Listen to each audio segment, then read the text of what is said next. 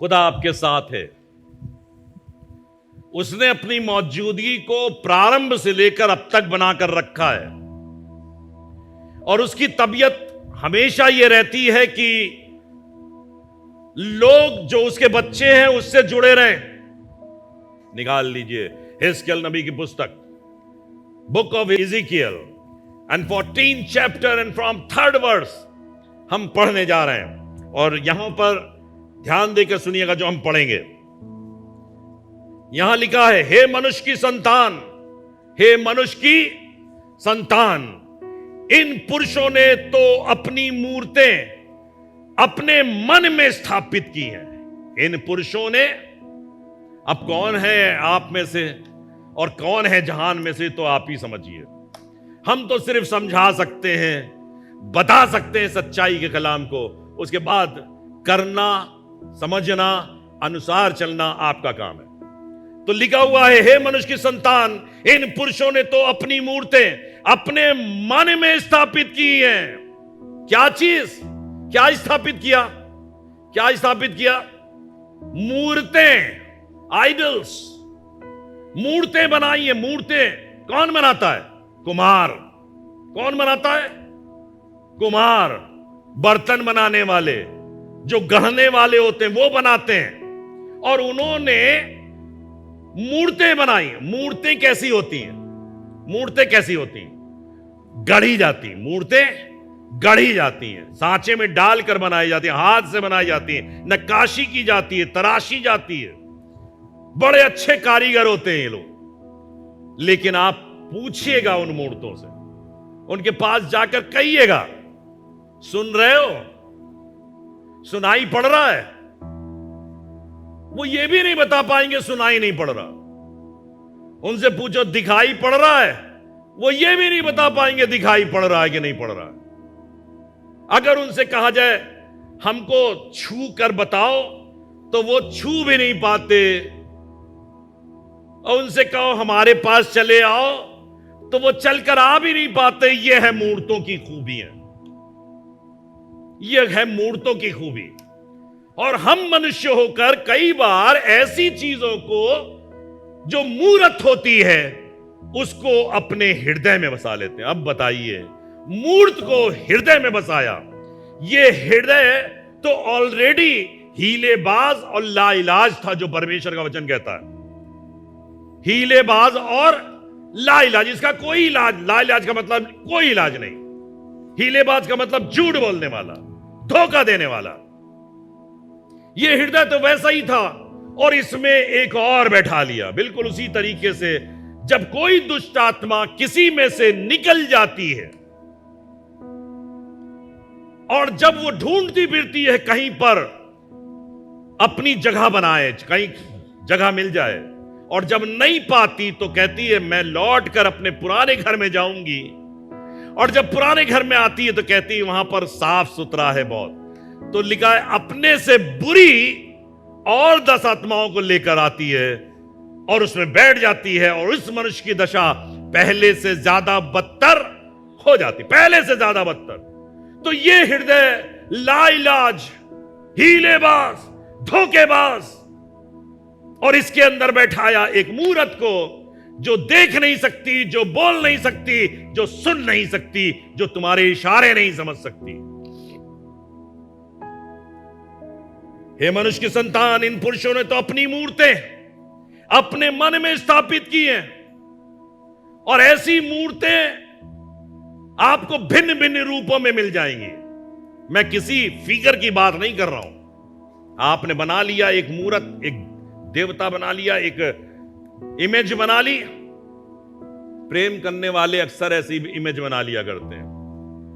बड़ी दूर है उनकी पत्नी या जिनसे वो प्यार करते हैं, लेकिन इमेज तो सामने है ना। और आजकल तो मोबाइल है, आजकल तो वीडियो टॉकिंग है, सामने ही आ गया सब कुछ। तो ऐसी इमेज बना ली। लेकिन आप बताइए, वो इमेज तो है, लेकिन अगर उससे कुछ सहायता मांग लीजिए, कोई सहायता दे नहीं पाएगी। जिसे कहते हैं दुनिया के अंदर सोने में सुहागा। एक तो बद जिंदगी थी, बदतर जिंदगी थी, और उसको और ज्यादा खराब कर लिया। तो इन लोगों ने अपनी मूर्तें स्थापित की, और आगे लिखा है, और अपने अधर्म की ठोकर अपने सामने रखी। अपने काहे की ठोकर? अधर्म की ठोकर। अंग्रेजी जुबान में कहते हैं अबॉमिनेशन। वो अपने सामने अबॉमिनेशन, अधर्म की ठोकर को, व्यभिचार को, गलत कामों को, चोरी को, जिना को, झूठ को, बदकारी को, इसे कहते हैं अधर्म की ठोकर। और इसको क्यों कहते हैं अधर्म की ठोकर? क्योंकि इसमें फंस कर मनुष्य गिर जाता है, अपने स्तर से गिर जाता। कई बार आपने कहा होगा तुम अपने स्तर से गिर गए। कैसे गिर गए भाई? अच्छे काम करके गिर गए? नहीं, बुरे काम करके गिर गए, खराब काम करके गिर गए। और लिखा हुआ है, अपने अधर्म की ठोकर अपने सामने रखकर कहां आए? भविष्यद्वक्ता के पास आए। कई बार इंसान बुरी चीजों में लिप्त रहता है, गलत कामों में लिप्त रहता है, गंदगी में लिप्त रहता है, और फिर जाता है किसके पास? पादरी साहब के पास। आओ पादरी साहब के पास चलें, हमारे मर्ज का इलाज हो जाएगा। हम जो चाहते हैं, पादरी साहब घर में बहुत तकलीफ है, घर में बड़ी परेशानी है, घर में बहुत दिक्कतें हैं, शैतान का वास है, प्लीज हमको इससे छुटकारा दे दीजिए, हमको दुआ कर दीजिए, छुटकारा मिल जाए। ऐसा होता है ना कई बार। लोग शराबी इंसान, कहिए मुंह से शराब की बदबू आ रही है, कह रहा हाथ रख दीजिए, दुआ कर दीजिए। तो लिखा है, हे मनुष्य की संतान, इन पुरुषों ने अपनी मूर्तें अपने मन में स्थापित की और अधर्म की ठोकर अपने सामने रखी। फिर क्या वे मुझसे कुछ पूछने पाएंगे? क्या वो मुझसे अपने सवालों का हल ढूंढने पाएंगे? क्या अपनी समस्याओं से निजात पाने पाएंगे? मुसीबतों के दौर में हम गुजर रहे हैं, अंकुश नुमाई के दौर में गुजर रहे हैं। इधर से यातना, उधर से परेशानी, एक गाल पे कोई थप्पड़ मारता दूसरा भी मारने लगता है। ऐसे हालात में हम परमेश्वर के पास जाए, परमेश्वर हमको बचा लो। क्या परमेश्वर हमें बचाएगा? खूब अपने क्या घटते और बढ़ते बटखरे, घटते और बढ़ते, बाइबल कहती है कि आपके बटखरे जो हैं, बटखरे मतलब नाप के वो जो किलो होते हैं, 200 ग्राम 300, बांट जो होते हैं, वो घटते हैं। 200 ग्राम का ना होके वो 150 ग्राम है।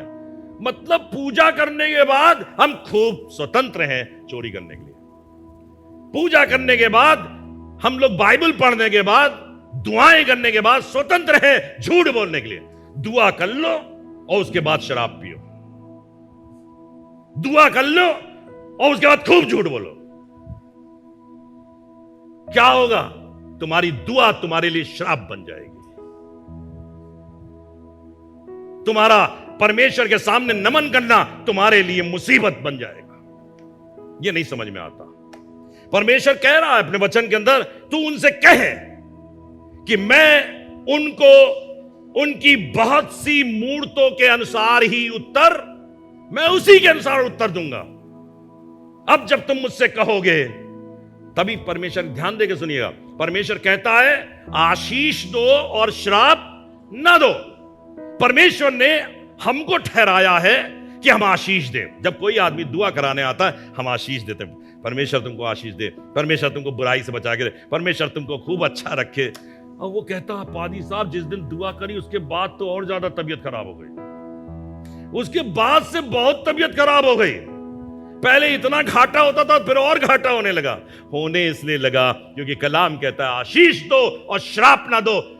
अगर तुम आशीष दोगे तो आशीष के लायक अगर होगा तो आशीष उस पर ठहर जाएगी, वरना आशीष तुम्हारे पास लौट आएगी और तुम ज्यादा आशीष पालोगे और तुम्हारा आशीष उसके लिए श्राप बन जाएगा। समझ में आया?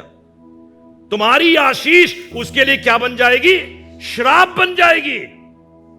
तुम आशीष दे रहे हो, बेटा इसको 2000 मिल जाए, उसके 2000 गुल्लक में से निकल गए।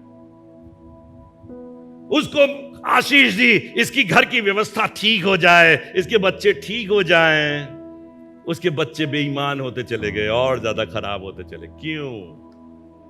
तुमने अपने मन की मूर्तों को, जो तुमने अपने हाथों से गढ़ी थी, और वो अधर्म की ठोकर को जो तुम्हारे सामने रखी हुई थी उसको दूर नहीं करना चाहा, बल्कि तुमने आशीष और आशीष प्राप्त करना चाहिए। चलिए आगे चलते हैं। इसके 8वें पद में लिखा है, और मैं मनुष्य उस मनुष्य के विरुद्ध होकर, क्या लिखा भैया, क्या लिखा है, और मैं उस मनुष्य के विरुद्ध होकर उसको क्या करूंगा, विस्मित करूंगा। अरे परेशान, विस्मित हो गया।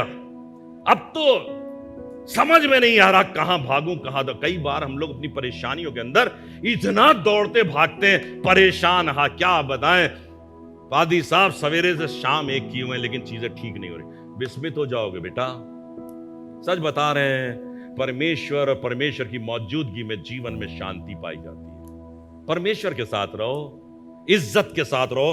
कह रहे विस्मित करूंगा और उन्हें, क्या लिखा है, और उन्हें चिन्ह ठहराऊंगा। क्या ठहराऊंगा, चिन्ह। मैं पढ़ रहा था, मैंने कहा चिन्ह ठहराएंगे, चिन्ह क्या होता भी है, चिन्ह ठहराऊंगा मतलब लोग मिसाल दिया करेंगे। तुमको मालूम है अगर सही तरीके से नहीं चले तो उसकी, जानते हो उसकी क्या हालत हुई, उसकी दुर्दशा देखी, उसकी जिंदगी कैसे बर्बाद हो गई। झूठ के अंदर, जुए के अंदर किस तरीके से अपनी जिंदगी बर्बाद कर रहा था। हश्र क्या हुआ, जेल चला गया, फांसी हो गई, ये हो गया, 20 साल की कैद हो गई। चिन्ह ठहराएगा। समझ में आया चिन्ह क्या होता है। उसकी दुर्दशा, कब बहुत शराब पीता था, अब उसको समझा रहे शराब मत पिया करो, उसको समझ में नहीं आ रहा तो किसी चिन्ह को बताया, बेटा वो बहुत पीता, उसको मालूम है ना तुम्हारे अंकल थे, बहुत शराब पिया करते थे, एक दिन नाली में पड़े हुए थे, एक बार एक्सीडेंट हो गया था उनका, उनकी पैर की हड्डी टूट गई थी, फिर लंगड़ा के चलने लगे। चिन्ह ठहराऊंगा मैं उनको, तुम्हारे लिए चिन्ह ठहराऊंगा। और लिखा, ध्यान देकर सुनिएगा, और उसकी कहावत चलाऊंगा। क्या करूंगा, ये समझ में आया, कहावत चला करेगी भैया, लोग उसकी मिसाल दिया करेंगे आपकी। अगर हम ठीक तरीके से, दुरुस्त तरीके से ना चले तो जमाने तक मिसाल दी जाएगी। एक कहावत दुनिया के अंदर बहुत अच्छी है, वो भी लोग कहते हैं, भाई नाम कमाना है तो बदनामी से कमा लो। तो बदनामी से नाम क्यों कमा रहे हो बेटा, अपनी गंदगी से नाम क्यों कमा रहे हो। अच्छे काम से नाम कमाओ, भले काम से नाम कमाओ, ईश्वर के साथ रहकर नाम कमाओ, अच्छे कामों को करके नाम कमाओ, सत्य की ज्योति को ज्योतिर्मय करके नाम कमाओ। मैं आपसे कहना चाहता हूं, दुनिया के सभी लोगों को जैसे और सब सुनने वालों से कहना चाहता, नाम कमाने का अगर शौक है तो भले कामों से नाम कमाओ। छोड़ दो बुराई को, छोड़ दो गंदगी को, छोड़ दो ऐसे कामों को जिसके लिए परमेश्वर को कहना पड़े कि मैं तुम्हारे विरुद्ध आकर लड़ूंगा। यकीन जान लीजिएगा, ईश्वर से कोई नहीं लड़ पाएगा, और लड़ भी लेगा तो जीत नहीं पाएगा, नहीं जीत पाएगा। वो आसमान और जमीन का सृजनहार है, उसने कह दिया और ऐसा हो गया। आगे चलते हैं, लिखा हुआ, और उसे अपनी प्रजा में से, क्या क्या पढ़ दें हम इसमें, और उसे अपनी प्रजा में से, क्या लिखा है, नाश कर दूंगा। नाश होने वाले लोगों, अगर नाश होने की कगार की तरफ आगे बढ़ रहे हो तो मैं आपसे कहना चाहूं, हाथ जोड़ के कहना चाहता हूं सभी लोगों से जो इंटरनेट पे मेरे इस संदेश को सुन रहे हैं, मैं आप सबसे कहना चाहता हूं, हाथ जोड़कर अपने नाश होने से बाज आ जाओ। मत हो नाश, नाश कर देगा खुदा। थोड़ी सी नींद, जरा सी झपकी, थोड़ी सी देर हाथ पर हाथ धरे रहना, तेरे लिए विनाश चुपचाप आ जाएगा, तुझे पता भी नहीं चलेगा, तू विनाश हो गया, बर्बाद हो गया। एक शख्स का जिक्र मैं यहां कर दूं। एक बादशाह था जिसका नाम था साउल, एक बादशाह जिसका नाम था साउल, और परमेश्वर के लोगों के ऊपर राज्य किया करता था, इज़राइल का राजा था।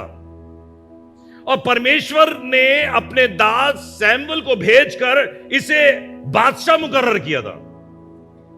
क्या मुकर्रर किया था भैया, क्या मुकर्रर किया था, कहिए, जोर से कहिए, बादशाह। छोटा आदमी नहीं, बादशाह। और पुराने समय से लेकर आज तक प्रथा चलती चली आई, एक बादशाहत दूसरी बादशाहत के ऊपर हमला करती है, जीने नहीं देती चैन से, दुश्मनी चला ही करती, आज भी चल रही हमारे देश की दूसरे देश से, दूसरे देश की हमारे देश से दुश्मनी चला करती हैं। अब वो परमेश्वर ने चुना, परमेश्वर ने महसूस किया, लेकिन एक बार परमेश्वर ने एक काम कहा उस बादशाह से करने के लिए, उसने नहीं किया। ज्यादा तफसील से, ज्यादा विस्तार से नहीं करूंगा बात, लेकिन फिर इतना समझ लीजिए, उससे परमेश्वर ने कहा यह काम करो, उसने नहीं किया। और हुआ क्या? परमेश्वर ने उससे बात करना बंद कर दिया। पुराने समय में बादशाह लोग जो परमेश्वर के द्वारा चुने जाते थे, पल पल पर, एक एक क्षण पर, एक एक कदम पर परमेश्वर से पूछा करते थे। कैसे पूछते थे? उन दिनों में भविष्यवक्ता लोग होते थे जो भविष्य की बातों को बताया करते थे। उनके पास जाके पूछते थे, हमें बताइए हम क्या करें, हमें बताइए इस वाले काम को, हम लड़ने जाएं कि ना लड़ने जाएं, परमेश्वर हमारी जय देगा कि नहीं देगा। और ये भविष्यवक्ता बोलना बंद कर चुके थे उन दिनों में, क्योंकि इसने परमेश्वर की आज्ञा का उल्लंघन किया था।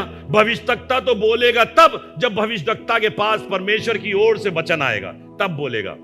लिखा हुआ परमेश्वर के वचन के अंदर, उस समय भविष्यवाणियों का होना बंद हो गया। साउल बादशाह बहुत परेशान, फिलिस्ती कौम जो थी आक्रमण करने के लिए तैयार है, वो उसके ऊपर आक्रमण कर रही है। और लिखा है उस समय कोई भी भविष्य की बातों को कोई नहीं बता रहा है। ये बहुत परेशान हुआ, इसने तमाम जादू टोना तंत्री मंत्री सबको बुलाया, हमें हमारे लिए बताओ हम क्या करें, लेकिन कोई भी कुछ नहीं बता पाया। तब लिखा है खुदा के कलाम के अंदर, उसने कहा सारे जादूगरों को मार डालो, सबको खत्म कर दो। सारे लोगों को खत्म कर दिया गया, लेकिन ये तो तंगहाल था, ये परेशान था, मैं क्या करूं, मैं क्या करूं। लिखा हुआ परमेश्वर के वचन के अंदर, तब इसने किसी शख्स को बुलाया, हमको कोई बढ़िया जादूगर बताओ, ऐसा जादूगर बताओ जो हमको हमारी बातों के बारे में बता दे। उसने कहा गुरुजी आपने तो सबको सब मरवा दिया पहले ही, अब कहां से लेके आए। लेकिन फिर भी किसी ने बताया फलाने शहर के अंदर एक महिला रहती है जो जादू टोने काम करती है, लेकिन बादशाह अगर तुम बादशाहत के रूप में गए तो वो तो घबरा जाएगी, वो तुम्हारे लिए काम नहीं करेगी। तो ये भेष बदल कर वहां पर पहुंचा, भेष बदल कर वहां पहुंचा। और लिखा हुआ परमेश्वर, उसने कहा क्या चाहिए तुझे? उसने कहा मेरे लिए सैमुएल को बुलवा दे, जिसने मुझे बादशाह मुकर्रर किया था। सैमुएल मर चुका था, उससे पहले सैमुएल मर चुका था। लिखा हुआ परमेश्वर के वचन के अंदर, उसने जादू टोना किया और लिखा हुआ है एक जगह से एक आत्मा सामने आई और वो खड़ी हो गई और उसने साउल से कहा तूने मुझे क्यों कष्ट दिया, क्यों मुझे यहां बुलाया है? इसने कहा मैं बहुत परेशान हूं, मैं बहुत उलझन में हूं, मैं फिलिस्तीयों से लड़ूं कि ना लड़ूं? परमेश्वर मेरी सुन नहीं रहा, वो मेरी बात नहीं सुन रहा, बात नहीं कर रहा। कहने लगे जब परमेश्वर किसी का विरोधी हो जाए तो कौन उसे बचा सकता है? अगर परमेश्वर उसका विरोधी हो जाए कौन बचा सकता है? और आज भी मैं आपसे कहना चाहता हूं, उसके बाद खुदा ने उसके लिए सजा मुकर्रर करी, कहे आज ही कुछ ही दिनों के अंदर कल तू मेरे साथ होगा। सैमुएल कह रहा है ये गए थे लड़ाई की तरतीब ढूंढने, कह रहे कल तू मेरे साथ होगा, जैसे मैं मर चुका तू भी मर जाएगा। और मर गया। मेरे ख्याल से पहला सैमुएल उसके 28वें अध्याय में इसका वर्णन पाया जाता है। पूरी चीजें पढ़कर देखिएगा, घर में समझ में आ जाएगी। तो लिखा हुआ परमेश्वर के वचन में, और यदि भविष्यवक्ता ने धोखा खाकर कोई वचन कहा हो, भविष्यवक्ता ने धोखा खाकर कोई वचन कहा हो, तो जानो कि मुझ यहोवा ने उस भविष्यवक्ता को धोखा दिया है।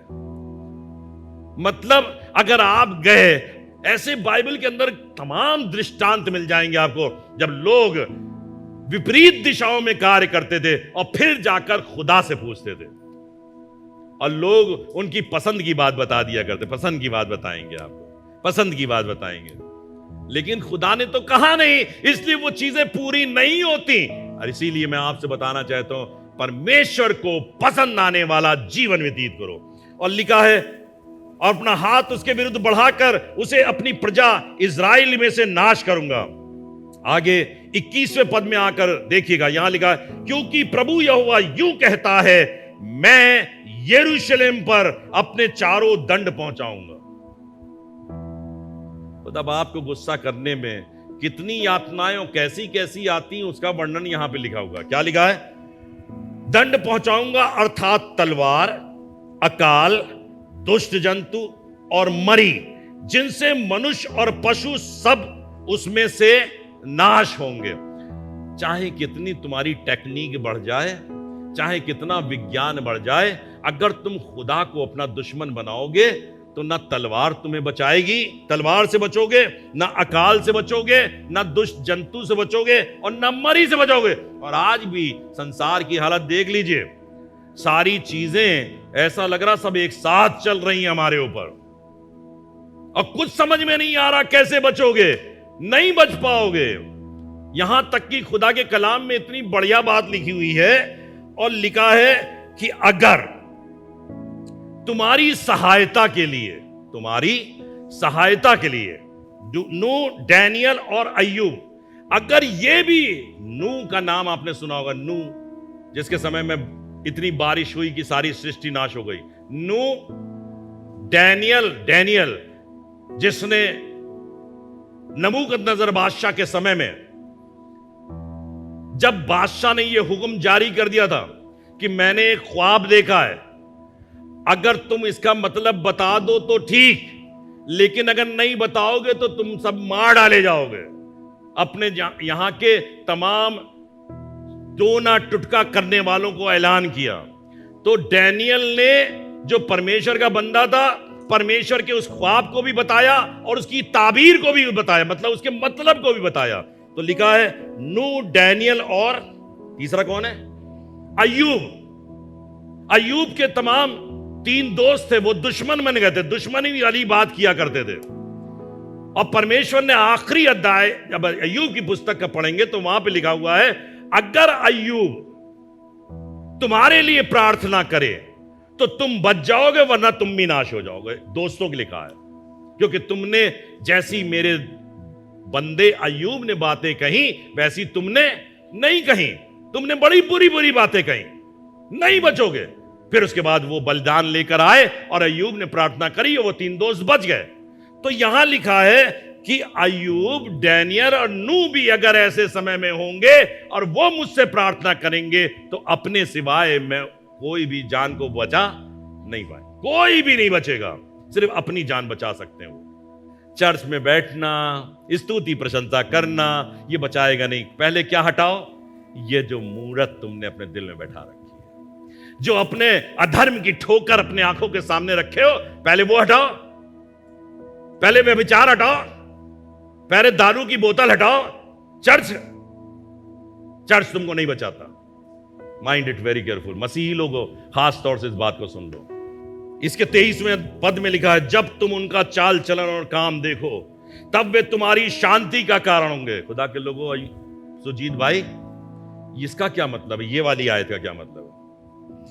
जब तुम उनका चाल चलन और काम देखो तब वे तुम्हारी शांति का कारण होंगे। मतलब खुदा बाप जब दुष्टों को नाश करता है तो ये तुम्हारी शांति का कारण बन जाए। खुदा बाप, मैंने जान लिया, मैंने अपनी सेवा सही करी है, मैंने अपने समय पर चीजों को बताने में कोई कोताही नहीं करी, खूब बताया है इनको, लेकिन ये हठीली कौम है, ये ढीठ कौम है, ये नहीं सुनती। और जब परमेश्वर क्रोधित होता है, मैं उनके विरुद्ध खड़ा होऊंगा, तब ये बात तुम्हारे लिए शांति का कारण बैठेगी, तब ये बात तुम्हारे लिए आनंद का कारण, तुम शांति पाओगे। तभी लिखा हुआ है, धर्मी बच जाएगा लेकिन जलते जलते। धर्मी बच जाएगा। नौबत तो आ गई थी तुमको भी झोंक दिया जाए, लेकिन खुदा बाप तुमको बचा लेगा। अय्यूब की तरह, नूह की तरह, डैनियल की तरह तुमको बचा लेगा। आखिरी 2 पद पढ़ाऊंगा और उसके बाद खत्म करूंगा। सो ध्यान देने वाली बात है और इसी में सारा मजमून छिपा हुआ है। सो इजराइल के घराने से कहे, प्रभु यहोवा यूं कहता है, फिरो और अपनी मूर्तों को अपने पीठ के पीछे करो और अपने सब घृणित कामों से मुंह मोड़ो। क्या कह रहा है? अपने घृणित काम के क्या कहते हैं? गंदे काम, ऐसे काम जिनको तुम पलट कर खुद ही नहीं देख सकते। मैंने अक्सर भारतवर्ष के अंदर ऐसे स्लोगन दीवार पर लिखे हुए देखे हैं, ऐसी गंदगी जिसको तुम पलट के देखना भी नहीं चाहते। बहुत से ऐसे लोग हैं जिसे उसे हाथ से साफ करते हैं। तो ऐसा काम क्यों करते हो? तुम तो पलट के नहीं देखना पा रहे हो और स्वीपर से कह रहे हो साफ नहीं किया तुमने। अरे पहले ही गंदगी को सही जगह पे फेंकते तो ये साफ करने की नौबत ही क्यों आती? लिखा हुआ है, और अपने सब घृणित कामों को से अपने मुंह को मोड़ो। मुंह मोड़ लो उससे। नहीं, हम नहीं करेंगे। आप क्या सोचते हैं किसी पादरी की जिंदगी के अंदर, किसी भविष्यवक्ता की जिंदगी के अंदर क्या बुराइयां सामने नहीं आके खड़ी हो जाती? आकर्षण सामने नहीं खड़ा हो जाता? लुभाने वाली चीजें सामने नहीं खड़ी हो जाती हैं? कई बार लोग कहते हैं आप तो पादरी हैं, आप तो पादरी। हाँ, तो पादरी क्या देवता है क्या? पादरी क्या आसमान से उतर गया आपसे अलग कुछ बना है? आप ही के तरीके का बना है, मां के गर्भ से पैदा हुआ है और उसी मां ने जैसे आपको पाला वैसे वो भी पाला पोसा गया है। लेकिन हम बिगड़ गए। लिखा हुआ है, फिरो और अपनी मूर्तों को अपने पीठ के पीछे करो और अपने सब घृणित कामों से मुंह मोड़ो। 14वां अध्याय उसके 11वें पद पे आ जाइए। ताकि, ध्यान देगा आखिरी बात, ताकि इजराइल का घराना आगे को मेरे पीछे हो लेना ना छोड़े। क्या लिखा है? ताकि इजराइल का घराना आगे को। इजराइल का घराना मतलब आप लोग, जिसने प्रभु यीशु मसीह को चुना है, जिसने प्रभु यीशु मसीह के साथ चलने का फैसला लिया है, जो प्रभु यीशु मसीह को अपना अगुवा मांगता है, वो इजराइल है। इजराइल देश की बात नहीं कर रहा हूं। ताकि इजराइल का घराना आगे को मेरे पीछे हो लेना ना छोड़े। और आगे लिखा, और ना अपने भांति भांति के अपराधों के द्वारा आगे को अशुद्ध हो। क्यों अशुद्ध हो जाते हो? उन तमाम कामों की जिनकी चर्चा मैं ऑलरेडी कर दिया, इनसे अशुद्ध मत हो। आगे लिखा है, वरन वे मेरी प्रजा बने। जोर से मेरे साथ बोले, वरन वे मेरी प्रजा बने। परमेश्वर के लोग बन जाइए। आप परमेश्वर के लोग, सच बता रहा हूं, परमेश्वर के लोग बनने में आपको हानि नहीं, नुकसान नहीं है, आनंद ही आनंद, फायदा ही फायदा है। आपने भी कोरोना काल जिया, मैंने भी जिया। बहुतों को कोरोना हो गया होगा, मुझे भी हो गया। लेकिन मेरी मेम साहब से पूछिएगा,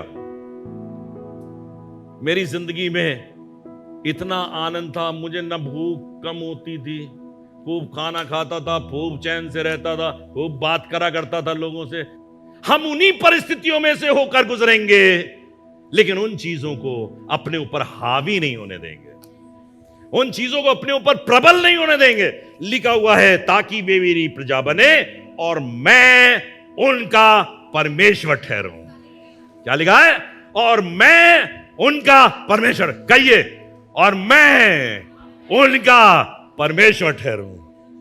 कहिए खुदा से रोज सवेरे उठकर अपनी बुराई को, अपनी मूर्तों को, अपनी ठोकर के कारणों को अपने पीठ के पीछे फेंक कर, अपने व्यभिचार को जो अभी तक करते रहे, अभी तक चोरी करते रहे, अब तक जिना करते रहे, अब तक झूठ बोलते रहे, घटते बढ़ते बट करे रखते रहे, अभी तक हो सकता है सिगरेट बहुत पी हो सकता है हमने शराब बहुत पी हो। मैं आपसे कहना चाहता हूं, उन सब चीजों को पीछे फेंक कर, अब तुम्हारा हमसे कोई वाकियत नहीं, तुम्हारा हमसे कोई रिश्ता नहीं। सोचिए तो सही, हम सिगरेट पीकर, लिखा होता cigarette smoking is injurious for health, लिखा रहता ना, सिगरेट पीना स्वास्थ्य के लिए हानिकारक है, फिर भी धड़ल्ले से एक के बाद एक, और इसमें अपनी शान समझते हैं, सड़क पे खड़े होकर सिगरेट पी रहे हैं, बहुत शानदार बात। सिगरेट, वहां वो क्या कहते हैं उसे, तंबाकू, तंबाकू से कैंसर होता है, मुंह का कैंसर होता है, लेकिन फिर भी हम तंबाकू खा रहे हैं, पान खा रहे हैं, कैंसर हो रहा है। जरा देखिएगा, दांत खराब हो गए, देखने का मन नहीं कर रहा। प्यार कर ले तो आपको गुस्सा आ जाए ऐसे आदमी के ऊपर, इतने प्यार किया क्यों मुझे। दांत खुदा ने इतने अच्छे सुंदर बनाए थे, सफेद सफेद होते ना, मोती की तरह आंख ऐसी होते ना, दांत काले, बिल्कुल गंदे हो गए। लिखा है, ताकि इजराइल का घराना आगे को मेरे पीछे चलना ना छोड़े और न अपने भांति भांति के अपराधों के द्वारा आगे को अशुद्ध बने, वरन मेरी वे प्रजा बने और मैं उनका परमेश्वर ठहरूं। प्रभु यहोवा की ये वाणी है। प्रभु यहोवा की ये वाणी है। मैं आपसे कहना चाहता हूं, हाथ जोड़कर सबसे कहना चाहता हूं, खुदा के लोगों, मैं आपसे कह रहा हूं, खुदा बाप आपकी जिंदगी पर कर्म बना के रखे। मुझे मालूम है अगर इस संदेश को सुनने वाले 1000 लोग भी खुदा के पास आ जाएं और अपनी बुराइयों से फिर जाएं, तो मैं इसको अपना सौभाग्य समझूंगा। खुदा आपको बहुत बरकत दे। इस पूरे संदेश का शीर्षक है turn away from your idols, turn away from your idols and abominations. अपने घृणित कामों और अपनी मूर्तों से, जिनको तुमने अपने हृदय के अंदर संजो कर रखा है, उससे पीछे हट जाओ, मुड़ जाओ। खुदा बरकत दे। आइए दुआ करें। जिंदा और जलाली खुदा यीशु मसीह, आज तेरे लोग तेरे सन्मुख मौजूद है और तेरे कलाम को जो तेरे मुख से निकलता है वो दिया गया है। खुदा बाप हर एक को बड़ी बरकत देना, हर एक को अपने खून में छिपा लेना और ऐसी समझ इनायत करना कि अपनी बुराई से फिर जाएं और तेरे मार्ग पर आगे बढ़ जाएं, ताकि तू उनका दुश्मन न बन जाए। एक दिन आएगा जब तू अपने राज को स्थापित करेगा, तब तू न्याय करेगा। और मैं ये चाहता हूं खुदा बाप, उस न्याय वाले दिन तेरा प्रेम प्रदर्शित हो, तेरा क्रोध नहीं। हर एक को बड़ी बरकत देना, यीशु मसीह के नाम से मांगते हैं, आमीन।